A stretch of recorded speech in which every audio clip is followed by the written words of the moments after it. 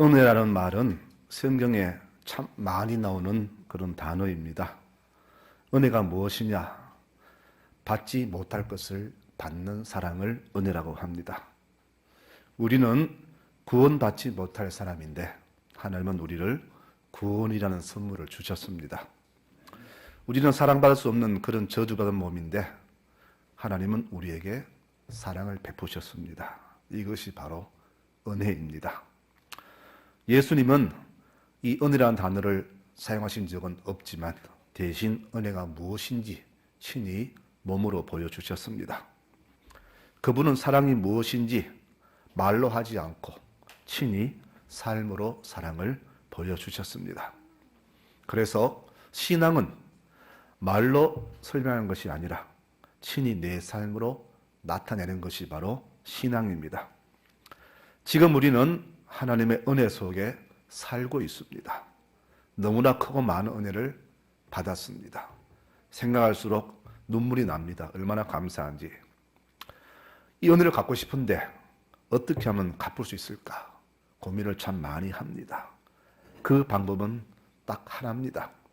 내가 받은 만큼 이웃에게 은혜를 흘려 보내는 겁니다. 신앙생활은요, 내가 은혜 받지 못하면 절대 할 수 없습니다. 은혜 없는 신앙생활은 바로 종교생활입니다. 그래서 우리는 은혜를 받도록 간절히 사모해야 합니다. 그분이 은혜를 거두시면은 우리는 죽은 나무 토막 같은 아무것도 아닌 존재가 됩니다. 그래서 날마다 은혜를 사모해야 합니다.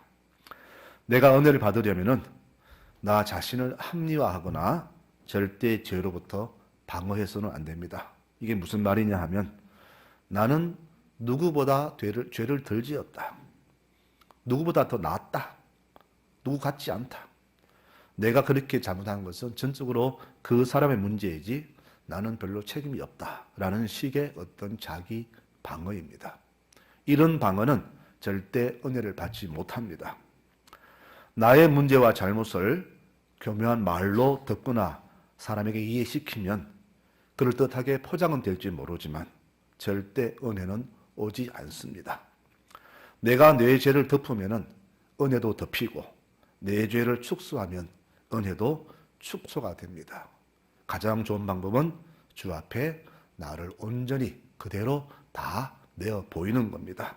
나의 추한 모습과 죄악을 그대로 인정하는 겁니다. 그래야 우리에게 은혜가 임합니다. 우리가 정말로 기억할 진실된 사실은 뭐냐? 우리 하나님의 은혜는 하늘보다 높고 바다보다 깊고 우주보다 넓다는 사실입니다. 우리가 어떤 죄를 지을지라도 하나님의 은혜는 그 죄를 다 덮고도 남을 만큼 크고 넉넉하다는 사실입니다.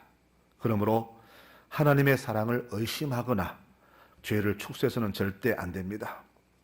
우리가 왜 자꾸 죄를 숨기고 축소하고 변명할까요? 주의 은혜가 얼마나 큰지를 모르기 때문입니다. 내가 내 것을 다 고백하면 내 모든 죄를 다 용서하시고 덮어주시는데 하나님의 은혜가 얼마나 큰지 모르기 때문에 자꾸 내 것을 숨기려고 하는 겁니다. 나는 그렇게 나쁜 사람 아니다. 여러분 그렇잖아요. 곰곰이 생각해 보니까 알고 보니 난 좋은 사람이에요. 내가 나를 생각해도 참 좋은 사람인데 왜 나를 나쁘다고 할까? 그 어느 날 깊이 묵상해 보니까 내가 생각해도 나는 정말 나쁜 놈이더라고요. 그런데 하나님의 은혜는 나의 어떠한 것도 다 품어주시고 나올 만큼 크다는 사실을 동시에 깨닫게 되었습니다. 여러분, 이 사실을 믿고 인정하는 사람만이 은혜를 사모하게 되고 또 은혜 속에 살게 된다는 사실을 절대 잊어서는 안 될 겁니다. 그래서 사도 바울은 교회를 향해서 이렇게 기도합니다. 하나님, 우리 모든 성도들이 하나님의 신비가 얼마나 넓고 깊고 높고 깊은지를 깨달아 알고 인간의 모든 지식을 초월한 그리스도의 사랑을 알 수 있게 해 주십시오라고 그렇게 기도를 했습니다. 하나님의 은혜는 제한이 없습니다. 하나님은 우리가 바라거나 생각하는 것보다 훨씬 더 크고 많고 풍성하게 베풀어 주시는 분이십니다. 오늘 이야기는 내가 받은 은혜가 얼마나 크며 또 내가 은혜를 베풀지 않을 때에 어떤 결과가 오는가에 대해서 주신 그 말씀입니다. 두 빚쟁이가 있습니다. 여러분, 빚을 지고 나면은 이 빚을 다 갚을 때까지 우리는 평생을 돈의 노예로 살게 되죠. 그래서 빚은 될수록 안 지는 것이 좋습니다. 어떤 분은 뭐 빚 지는 능력이라 그러는데 그것은 빚낼 수 능력이겠지. 능력 없으면 돈도 빌려주지 않습니다. 특히 우리 성도들은 사랑의 빚 외에는 절대 어떤 빚도 지지 말아야 합니다. 로마서 13장 8절에 보니까 피차 사랑의 빚 외에는 아무에게든지 아무 빚도 지지 말라. 남을 사랑하는 자는 율법을 다 이뤘다. 그렇게 말씀합니다. 우리가 빚을 지게 되면은 돈 빌려준 사람의 종이 되고 평생 돈의 노예가 됩니다. 살면서 빚지지 않을 수는 없겠지만은 빚을 졌다면은 어떤 방법을 동원해서라도 빨리 빚을 청산해야 합니다. 그래야 만몬의 영역에서 매이지 않게 됩니다. 내가 빚을 지면은 내 삶도 쪼들리고 하나님 일에도 소홀해지며 더불어 내 신앙마저도 멈추고 맙니다. 오늘 이 두 빚쟁이 여기에서 우리가 깨달을 사실은 내가 은혜를 많이 받았으면 그 받은 은혜를 자랑만 하고 나만 누릴 것이 아니라 내가 이웃에게 흘려보내야 할 그런 책임도 있다는 사실을 우리는 이 말씀에서 알게 됩니다. 그러면은 내가 하나님께 받은 은혜는 어떤 은혜인가 먼저 봅니다. 나는 우리 하나님께 1만 달란트의 빚을 탕감받았습니다. 1만 달란트는 우리 돈으로 한번 계산해 보니까 한 2천억 정도 되는 돈입니다. 아무리 돈 가치가 없다 해도 우리 서민들에는 평생 갚지 못할 그런 큰 부채입니다. 만일 감옥살이를 한다면은 몇 번 죽었다 깨어나도 다 갚지 못할 그런 큰 빚이지요. 불가항력의 빚입니다. 사람 힘으로 할 수 없는 그런 큰 빚을 1만 달란트라고 합니다. 당시 이스라엘 법은 빚을 갚지 못하면 자기 식구들을 노예로 팔아야 합니다. 그래서 많은 사람들이 빚을 지고 갚지 못해서 자기 아내와 자녀들을 종으로 넘긴 경우가 굉장히 많았습니다. 오늘 임금이 이 종을 보니까 이 사람은 그렇게 해도 이 빚을 갚을 능력이 안 될 사람을 알았습니다. 종은 간절히 빌죠. 주여, 나를 불쌍히 보십시오. 내 가족을 불쌍히 보시고 좀 봐주십시오. 제가 꼭 갚겠습니다. 반드시 갚겠습니다. 그런데 무슨 수로 갚습니까? 그 많은 돈을. 근데 주인은 그 아내와 자녀들이 울고불고 하는 것이 너무나 불쌍해서 빚을 다 탕감해 주었습니다. 천천히 갚아라. 몇 년 안에 갚아라. 그런 유의견도 없습니다. 아예 그 자리에서 싹 다 탕감해 주었습니다. 이 탕감은 바로 우리 죄 때문에 죽어야 할 우리들의 모든 죄를 용서하신 하나님의 은혜를 말합니다. 하나님은 이렇게 우리에게 우리가 감당하지 못할 큰 은혜를 우리에게 베풀어 주셨습니다.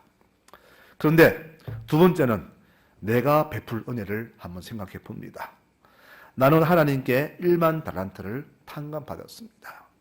구원받지 못할 내가 은혜로 구원받았고 천국 가지 못할 내가 하나님의 은혜로 천국행을 약속받았습니다. 이보다 더 큰 은혜는 없습니다. 내가 빚을 졌을 때는 자나깨나 한저나 서나 길을 가도 멈추어도 늘 그 빚 때문에 인생이 눌렸습니다. 밥을 먹어도 밥만 못 드길 정도로 골머리 앓았는데 감사하게 이 빚이 순간에 다 탕감되었습니다. 하늘을 날아갈 것 같습니다. 기분 좋게 집에 가보니 내 돈 빌려간 빚쟁이가 눈에 보입니다. 돈 갚을 날 벌써 지났는데 아직도 돈을 갚지 않고 있습니다. 그 돈은 우리 돈으로 300만 원 정도입니다. 여러분 2천억과 300만 원 한번 비교해 보십시오. 빨리 돈 갚아라고 그 빚쟁이 목을 잡고 안달합니다. 그 사람도 구합니다. 조금만 기다려 주십시오. 내가 꼭 갚겠습니다. 그런데 이 사람은 용서하지 않고 그 사람을 옥에 가두어 버렸습니다. 내가 1만 달란트 빚을 탕감받았으면, 은혜를 받았으면 내게 빚진 300만 원 정도 내가 탕감해 줘야 되는데 그 은혜를 베풀지 않은 겁니다. 나는 받았는데 나는 베풀지 않았습니다. 이렇게 했을 때에 어떤 일이 벌어질까? 이 모습을 본 이웃 사람들이 너무 괘씸해서 임금에게 이 모든 것을 자초지종 고해 바쳤습니다. 임금님은 노발대발했습니다. 네가 울고 보고 하길래 불쌍해서 다 탕감해 주었는데 너는 왜 네 친구를 불쌍히 보지 않느냐? 나는 너를 불쌍히 봐서 용서해 주었는데 너는 왜 그를 용서해 주지 않느냐? 하면서 그 일만대로 탕감한 것을 취소해버리고 그 종을 가둬버렸습니다. 은혜는 하나님의 선물이지만 우리도 은혜를 베풀 수 있습니다. 내가 받았으니 나도 줄 수 있어야 합니다. 너희가 거저 받았으니 거저 주어라. 이렇게 말씀하십니다. 우리는 모든 것을 다 거저 받았습니다. 우리는 주님께 너무나 큰 빚을 진 사람들이잖아요. 그 빚은 뭡니까? 구원의 빚, 사랑의 빚, 또 내가 누리는 모든 것들 다 그분이 주셨잖아요. 심지어 내가 돈 벌 수 있는 능력까지도 그분이 주셨잖아요. 무엇 하나 주께 받지 않은 것이 하나도 없습니다. 그런데 내가 이 귀한 은혜를 받았는데 이 사랑의 빚을 갚는 길은 무엇입니까? 내가 받은 대로 이웃에게 흘려보내는 것, 베푸는 것입니다. 내가 평생을 다 감다할지라도 내가 받은 은혜에 비해서 얼마나 더 갚을 수 있을까요? 너무나 적다는 사실을 우리는 기억한다면 평생 내 주 앞에 믿음으로 살아도 늘 주 앞에 죄스러운 마음을 감출 길이 없을 것입니다. 말씀의 결론은 이것입니다. 하나님의 은혜는 우리에게 용서라는 귀한 은혜로 다가왔습니다. 우리의 모든 죄에 대해서 주께서는 다 죄를 탕감하셨습니다. 용서라는 은혜를 베푸셨습니다. 우리의 죄는 하나님과 우리 간에 왕래하지 못할 정도로 큰 깊은 골을 만들었습니다. 에베소서에서는 이 골을 큰 담이라 말했습니다. 담이 쳐져 있어서 가지도 못하고 오지도 못하고 넘어가지도 못할 그런 큰 벽이 있었습니다. 우리의 죄 때문에 주님과 왕래가 되어야 되는데 골이 있어서 왕래가 안 되었습니다. 누군가 그 담을 헐고 골을 메워야 하는데 역지사지 죄 지은 내가 그 골을 메워야 되는데 인간들은 메울 능력도 없고 하지도 않습니다. 오히려 하나님께서 자신을 포기하시고 그 골을 메워주셨습니다. 그리고 그 예수를 믿는 자는 누구든지 어떤 죄를 지었든지 상관없이 다 용서해 주셨습니다. 이것이 바로 우리에게 베푸신 용서의 은혜입니다. 그렇다면 내가 이렇게 용서라는 은혜를 받았다면 나도 용서를 베풀니 마땅하잖아요. 우리 성도의 사랑한 게 무엇일까요? 내 있는 물질을 주는 것 좋죠. 그러나 없어서 못 주면 가슴이 아프잖아요. 근데 우리 줄 수 있는 사랑이 있잖아요. 용서 아닙니까? 내게 잘못한 사람을, 나를 아프게 한 사람을, 상처 준 사람을 내가 아낌없이 용서하는 것. 이 돈도 알던 되잖아요. 얼마나 좋은 은혜입니까? 내가 누군가에게 용서를 베푸는 것. 그것도 용서받을 만한 사람이 아니라 용서를 받을 자격이 없는 사람, 전혀 잘못을 뉘우치지 못하고 회개할 마음이 없는 사람에게 용서 베푸기는 정말로 쉽지가 않잖아요. 그런데 우리가 그런 사람도 용서하는 이유가 있습니다. 왜냐? 그것은 우리가 하고 안 하고 결정하는 몫이 아니라는 겁니다. 그것은 하나님의 명령이고 우리 성도가 해야 할 삶의 여정이기 때문입니다. 예수님 운명하실 때 기도가 있잖아요. 아버지여, 저들을 용서하여 주소서. 스데반 집사 기도합니다. 아버지, 이 죄를 저들에게 돌리지 마소서. 저들은 자기들이 무슨 짓 하는지 모릅니다. 저는 이 말씀을 깊이 묵상해 봤습니다. 나는 과연 그분들처럼 정말로 내게 아픔 준 사람, 내게 상처 준 사람을 그렇게 용서할 수 있을까? 용서 못합니다. 못하고 살아왔습니다. 몇 년 전에 저를 아프게 한 사람이 죽었습니다. 지금 생각하니까 용서해 줄 걸. 가서 화해할 걸. 그런데 화해하지 못하고 그가 죽었으니 나 같은 이 좁은 쫌생이가 그도 목사라고 생각하니까 얼마나 제가 미안한지 모릅니다. 내게 돌 던지고 못 박는 자들을 과연 사람 마음으로 용서할 수 있을까요? 못할 겁니다. 못합니다, 여러분. 정말 그렇습니다. 그런데 이 예수님과 스데반의 기도는 그런 내용입니다. 하나님, 내가 인간의 마음으로 저 사람들을 용서할 수 있을지 없을지는 모르지만은 하나님은 용서해 주십시오. 혹 내가 용서를 못한다 할지라도 하나님은 용서하시면 되지 않습니까? 바로 그런 기도입니다. 여러분, 오늘 예수님의 교훈은 이것입니다. 나는 은혜 받기를 원하고 용서받기를 원하면서 내게 해를 끼치고 상처 준 자에게 은혜를 베푸지 않고 용서 베푸지 않을 때 하나님의 징계가 심히 크다는 사실입니다. 더불어 우리 교회는 그렇게 하지 못함에 대해서 분노하고 슬퍼할 줄 알아야 된다는 내용입니다. 교회 내에서도 용서가 없습니다. 어느 곳보다 용서가 넘치고 자비가 넘치는 곳이 되어야 되는데 교회 내에서도 교인 간에 반목이 있고 사람 간에 질시가 있고 이것이 교회에 넘쳐납니다.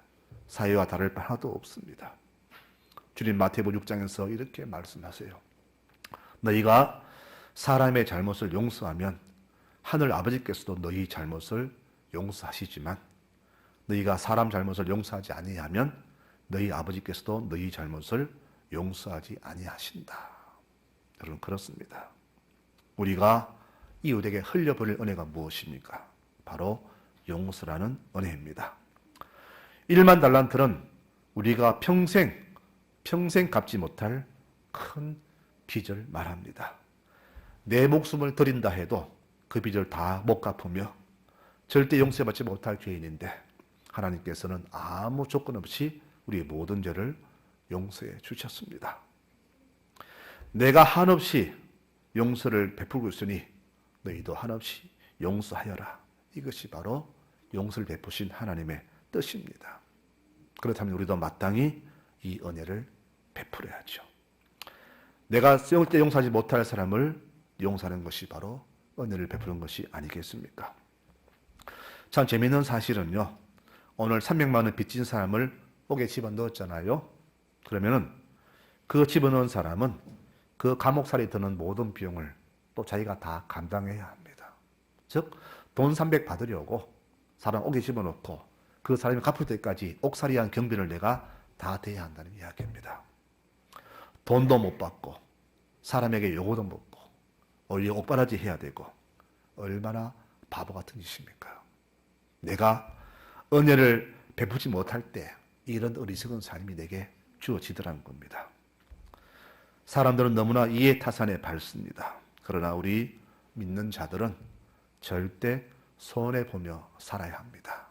그러나 그것이 결국 손해는 아니라는 사실을 기억해야 됩니다. 너희가 너희 사랑하는 자를 사랑하면 무슨 상이 있겠느냐? 세리들도 그렇게 한다. 너희가 너희 형제만 무난하면 남보다 더 잘하는 게 뭐냐? 이방인도 그렇게 한다. 여러분, 우리 믿는 자들은 달라야 됩니다. 저들과 달라야 됩니다. 내 좋아하는 사람 사랑하고 내 형제 사랑하는 것, 그것은 누구나 다 하는 거예요. 그러나 신앙인들은 그런 사랑이 아니라 내가 좋아하지 않는 사람도, 나를 싫어하는 사람도, 이웃도, 모르는 사람도 다 그렇게 사랑하고 품어주는 것이 성도의 사랑이라고 오늘 주께서 말씀하십니다. 그래서 우리에게 너희는 다르게 살아라 이렇게 말하는 겁니다. 내가 받은 은혜가 너무나 크다는 사실만 잊지 않으면 우리는 넉넉히 베풀 수 있습니다. 하나님의 은혜는 지금도 하늘에서 이곳에 폭포처럼 강물처럼 흐르고 있습니다. 은혜는 내 눈에 가두고 나만 누릴 것이 아니라 은혜를 삼하는 곳에 흘려보내야 합니다. 물은 가두면 습듯이 은혜도 가둬두면 도리어 내게 화가 됩니다. 오늘 이 어리석은 종이 그렇지 않습니까? 은혜를 받았으면 베풀어 드렸는데 은혜를 가두었기 때문에 바로 이렇게 은혜 때문에 도리어 화가 되는 겁니다.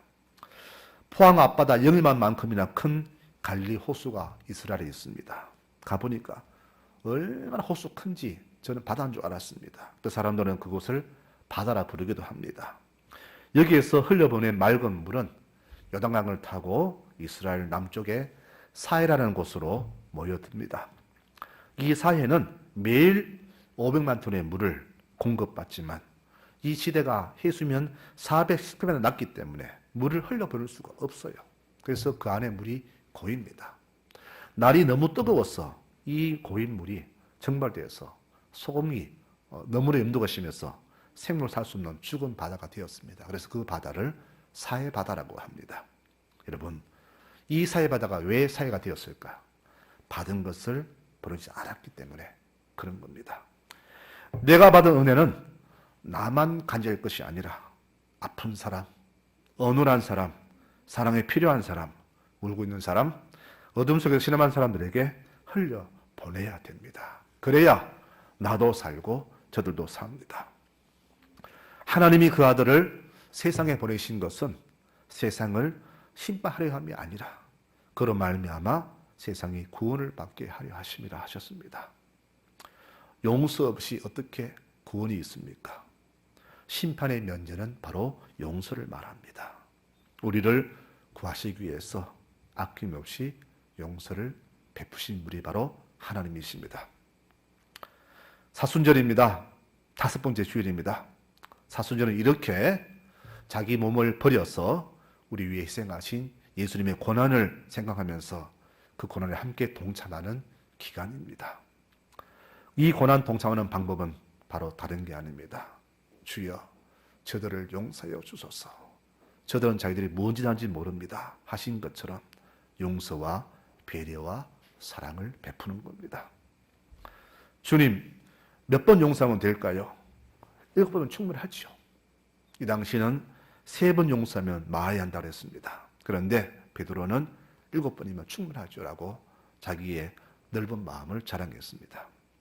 아니다. 7번이 아니라 70번씩 7번으로 해라. 490번이 아닙니다. 제한 없이 용서와 사랑을 베풀라는 뜻입니다. 우리에게 베푸신 은혜가 한이 없기에 우리 역시 이웃에게 한없이 용서와 사랑을 베풀라는 말입니다. 부부간에도 용서할 일이 있지 않겠습니까? 아내는 남편에게, 남편은 아내로부터 받은 상처가 있을 겁니다. 그것을 용서해야 합니다. 그래야 가정이 삽니다. 친구 간에도 용서할 일이 있지 않습니까? 나를 배신한 친구, 정말 평생 이빨을 가려야 할 그런 친구 있습니다. 그러나 그도 용서해야 합니다. 사람과 사람 간에도 이렇게 질시와 반목 때문에 골이 깊습니다. 그것도 용서해야 합니다. 우리는 평생 마음에 앙심 품고 살아가잖아요. 그런데 이 앙심 품는 한, 이것을 풀지 않는 한 우리 삶은 절대 형통하지 못할 것입니다. 너희가 이 땅에서 풀면 하늘에서도 풀리고 이 땅에서 메고 있으면 하늘에서도 매여 있다. 주님의 말씀입니다. 지금 세상은 자기는 용서받기를 원하면서 용서 베풀기는 너무나 인색한 세상입니다. 야고보는 말합니다. 긍휼을 베풀지 아니하는 자는 긍휼은 심판을 받을 것이다. 긍휼은 심판을 이기고 자랑한다. 긍휼이 무엇입니까? 불쌍히 여겨서 용서하고 사랑을 베푸는 행위를 긍휼이라 합니다. 지금 이 시대를 보면은 노아 홍수 때가 연상이 됩니다. 말세의 징조는요, 자기 사랑입니다. 이기적인 사랑, 돈 사랑, 자기 자랑, 교만, 비방, 부모 거역, 감사하지 않는 것, 격렬하지 않음, 무정함, 모함, 무절제, 악함, 배신, 조급함, 자만, 쾌락 추구, 형식적인 종교 생활, 이 모든 것 말세의 징조입니다. 노아 홍수 전에 바로 사람들이 그렇게 살았습니다. 다 멸망했죠. 지금 우리도 이렇게 삽니다. 주님 부탁입니다. 너희는 이런 사람들에게서 돌아서라. 이제 2주일 지나면은 부활절입니다. 우리 죄를 용서하신 예수님이 다시 살아나신 날이 부활절이죠. 이번 부활절은 그냥 때가 되어서 맞이하는 부활절이 아니라 우리도 예수님처럼 모두의 잘못과 죄에 대해서 용서를 베풀며 살아가는 그런 부활절이 되었으면 참 좋겠습니다. 아직도 용서하지 못한 사람이 있습니까? 아내에게, 남편에게, 친구에게, 또 내 부모께 입은 상처, 자녀 때문에 실망한 모습들, 이 모습 때문에 마음에 쓴뿌리가 나와 있습니까? 모든 것을 다 용서할 수 있는 그런 부활절이 되었으면 좋겠습니다. 하나님 은혜는 무한정합니다. 죄가 더한 곳에 하나님 은혜는 더욱 넘쳤다고 성경은 말합니다. 죄가 더할수록 세상이 어두워질수록 하나님 은혜는 더 차고 넘칩니다. 시대는 더 악해져도 하나님의 크고 넓은 은혜는 계속 변함없이 우리에게 흘러내리고 있다는 사실을 잊지 마시기 바랍니다. 하나님의 은혜는 아무런 자격 없는 우리에게 지금도 소나기처럼 임하고 계십니다. 이 은혜에 감사하면서 은혜를 온 세상에 흘려보내는 우리 믿음의 모든 송라제일교우들 되시기를 축원합니다. 아멘.